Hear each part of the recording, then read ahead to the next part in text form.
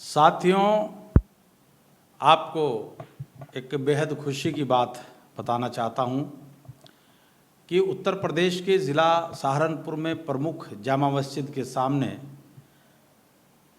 मोहल्ला शमादार के मोड़ पर और साथ ही बोमंजी रोड पर जो भरावा ढाबा है,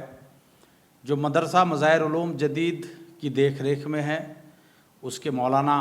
इसकी कमेटी के पदाधिकारी हैं और वक्फ नंबर 322 मौलवी नाजिर हसन की ये संपत्ति है, जिसका मामला पिछले करीब 8-10 महीने से बड़े ज़ोर शोर के साथ चल रहा है। इसमें एक विधान परिषद सदस्य के पिता आज़म खान के करीबी पूर्व दर्जा प्राप्त राज्य मंत्री, एक मौलाना और उनके एक बड़े गैंग ने, जिसमें 2-3 अधिकारी भी शामिल हैं, शहर के सफ़ेदपोश नेता भी शामिल हैं, उन्होंने ये तकरीबन 130-35 करोड़ की संपत्ति अभी पिछले दिनों खुर्द-बुर्द कर दी। हमने लगातार इस संबंध में मीटिंगें की, आपने सोशल साइट पर लिखा और जो भी कुछ ऐसे माध्यम हो सकते थे कि हम वक्फ बोर्ड के इस बेशकीमती संपत्ति में लूट खसोट की बात आवाम तक पहुंचाकर इस प्रॉपर्टी को रोक सकें, हमने वो सारे हथकंडे अपनाए। कई मौलानाओं के हमारे पास फ़ोन आए, उन्होंने हमसे कहा, फिर वो पर्सनली भी हमसे मिले, उन्होंने कहा कि इन मौलानाओं का जो इस वक्फ बोर्ड की लूट खसोट में शामिल हैं, इनके बहुत लंबे हाथ हैं, इनकी डायरेक्ट प्रधानमंत्री तक अप्रोच है, मुख्यमंत्री तक इनकी पहुंच है और ये दुनिया के बड़े बड़े जो राष्ट्राध्यक्ष हैं उन तमाम सब लोगों से इनके अच्छे असर रसूख है। और उन मौलाना साहब ने जो कुछ हमें बताया वो सच भी है, वास्तव में इनकी इतनी ही ताकत है। वो मुझसे कहने लगे कि पत्रकार इंतखाब आज़ाद साहब, आप पहाड़ में टक्कर मार रहे हैं, इन मौलानाओं का जो वक्फ नंबर 322 की संपत्ति को खुर्द-बुर्द कर और करवा रहे हैं, इनका आप कुछ भी नहीं बिगाड़ पाएंगे। शुरू में मैं भी निराशा में डूब गया था, लेकिन फिर मैंने ये सोचा, अपने साथियों से, अपने शुभचिंतकों से बातचीत की कि मेरा निजी मामला तो है नहीं, ये तो प्रॉपर्टी आवाम की है, कौम की है और मेरी जद्दोजहद से अगर ये प्रॉपर्टी बच जाती है और इस पर इसका सही रख रखाव हो जाता है तो ये मेरे लिए खुशी की बात है, वरना ज़बरदस्ती मेरी है नहीं। मेरा काम इस प्रॉपर्टी को इन जालिमों के हाथों खुर्द-बुर्द होने से बचाने का है। इसी बीच ये सब वार्तालाप चली रही थी, बातचीत चल रही थी, बहुत सारे लोग अप्रिशिएट कर रहे थे, बहुत सारे लोग हौसला बंधा रहे थे और बहुत सारे लोग दूरभाष पर भी मुझे गालियाँ दे रहे थे, कह रहे थे तुम ईमान से खारिज हो गए, ये मौलाना हैं, ये फला नेताजी हैं। मैं उनसे एक बात कहा करता था कि इस ज़िले के अंदर खनन कारोबारी हाजी इकबाल बाल्ला से बड़ा शायद कोई नेता उस टाइम नहीं था और उसके यहाँ अदालत लगा करती थी और अधिकारी लोग उससे टाइम लिया करते थे मिलने जुलने का। लेकिन आज उसका हश्र क्या है, बच्चे उसके जेल में पड़े हैं, अलग अलग जेल में हैं देश की। खनन कारोबारी इकबाल बाल्ला आज तक फरार है, संपत्तियां सरकार ने उसकी कुड़क कर ली और बहुत सारी संपत्तियों पर उसकी बुलडोजर चल गया। फिर आज़म खान से बड़ा लीडर उत्तर प्रदेश में शायद मुसलमानों में नहीं है।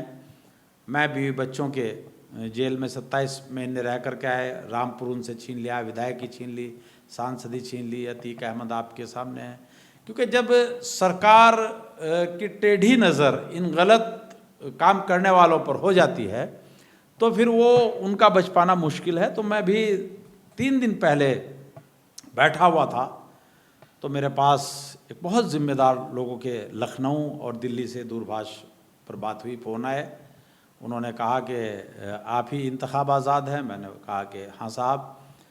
तो जब पहले तो मैं ये सोच रहा था कि भाई ये लोग वही लोग होंगे मौलानाओं के जो गाली दे रहे हैं मुझे, जो मारने की धमकियाँ दे रहे हैं और जो कह रहे हैं इस मामले से पीछे हट जाओ। लेकिन जब उन्होंने बड़े प्यार से, बड़ी शालीनता के साथ बात की और उसके बाद आज उन लोगों ने कुछ बिंदुओं पर मुझसे जानकारी ली तो मुझे ये 100% विश्वास हो गया, क्योंकि सरकार से जुड़े वो इतने पावरफुल, इतनी अच्छी शख्सियतें हैं जिन्होंने संपर्क किया कि अब वक्फ नंबर 322 की संपत्ति को खुर्द-बुर्द करने और करवाने वाली और इसमें हवाले का पैसा लगाने वाले सारे लोग बहुत जल्द आपको हाजी इकबाल बाला और या जो दूसरे लोगों का हश्र हुआ है उनकी तरह आपको दिखाई देंगे। इसमें एक वो मौलाना भी शामिल है जो अब से 8-10 साल पहले दिल्ली तबलीगी जमात का जो मरकज़ है निज़ामुद्दीन में, वहाँ से 1-2 करोड़ रुपए की अटैची उसके हाथ लग गई थी, क्योंकि उसकी रिश्तेदारी है। मौलाना साहब सहारनपुर के तबलीगी जमात के जो मीर साहब हैं वो उनके रिश्तेदार हैं, तो उनके हत्ते 1-2 करोड़ की अटैची भरी हुई लग गई और वो उस अटैची को लेकर के भाग गया है सहारनपुर, आकर के यहाँ बहुत बड़ी आलीशान 2-3 करोड़ की कोठी बनाई। साल भर में 15-20 दफ़ा वो अगर उनके पासपोर्ट की जांच हो तो वो विदेशों की यात्रा करते हैं और मदरसे में तनख्वाह उनकी 4-5 हज़ार रुपये हैं। पढ़ाते उड़ाते वो कहीं हैं नहीं, सफ़ीर के तौर पर जाते हैं, तो वो भी शामिल हैं इसमें। और वो लोग तो शामिल हैं इस प्रॉपर्टी में, क्योंकि जो वक्फ नंबर 322 मौलवी नाजिर हसन की संपत्ति है,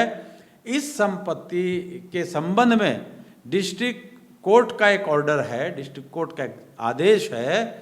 कि इसकी जो कमेटी बनेगी, इस कमेटी में 2 आदमी मौलवी नाजिर हसन की नस्ल में से रखे जाएंगे और एक सदस्य जामा मस्जिद से होंगे। लेकिन मदरसा मज़ाहिरुल उलूम जदीद के जो बेहतरीन बड़े ईमानदार, बहुत भोले भाले, मुँह से बोलते हुए भी उनके फूल से झड़ते हैं, मौलाना साहब ने ऐसा जाल फैलाया, ऐसी साजिश रची कि सारे कमेटी में अपने ही लोग रख लिए, अपने नाते रिश्तेदार, अपने मुलाजिम रख लिए और उन्हें कमेटी में रख के उन्हें पर खुर्द-बुर्द करवानी शुरू कर दी। तो इन लोगों का मैं ये सोच रहा था कि शायद मैं वास्तव में पहाड़ में टक्कर मार रहा हूँ, लेकिन जब परसों मेरी बात हुकूमत से जुड़े इन दानिश्वर और बेहद गंभीर लोगों से हुई और उन्होंने आज हमसे इन बेईमानों के संबंध में कुछ जानकारियाँ ली और हमने उनको बताई, लिखित में दी। हमने ये भी बताया कि खनन कारोबारी, खनन माफिया हाजी इकबाल बाला का जो यहाँ कारोबार का मास्टरमाइंड है, उस पर तो किसी की नज़र गई ही नहीं आज तक। उसने आजम खान की ताकत को, उसके सर रसूख को भी दोनों हाथों से लूटा। और अगर इस आदमी के फ़ोन की कॉल डिटेल निकलवाएंगे तो पता चलेगा कि एक दिन में 100 बार वार्ता हाजी इकबाल बाले से हुई और इसके पास जितनी अकूत धन संपदा है ये सारी की सारी बाले और उसके असर रसूख की है। मैं ये, आप लोग नहीं समझ रहे होंगे, ये वही आदमी है जिसने एक दहूजा नाम के व्यक्ति के परिवार के एक सदस्य के नाम पर अपनी करोड़ों की बेशकीमती और बेनामी संपत्ति नंबर 2 में जो कमाई थी हाजी इकबाल बाले के संरक्षण में, वो प्रॉपर्टी उनकी घर की एक सदस्य के नाम इन्होंने करवाई हुई है और वो सदस्य अब वो प्रॉपर्टी देने से मना कर रहा है। ये जो पूर्व दर्जा प्राप्त राज्य मंत्री, इसका बेटा कहता है कि वो प्रॉपर्टी पापा लो और उसको बेच करके उसका पैसा करते हैं, लेकिन वो अब जिनके नाम है वो देने को तैयार नहीं। तो मैं सिर्फ ये बताने के लिए आपके सामने आज हाजिर हुआ हूँ कि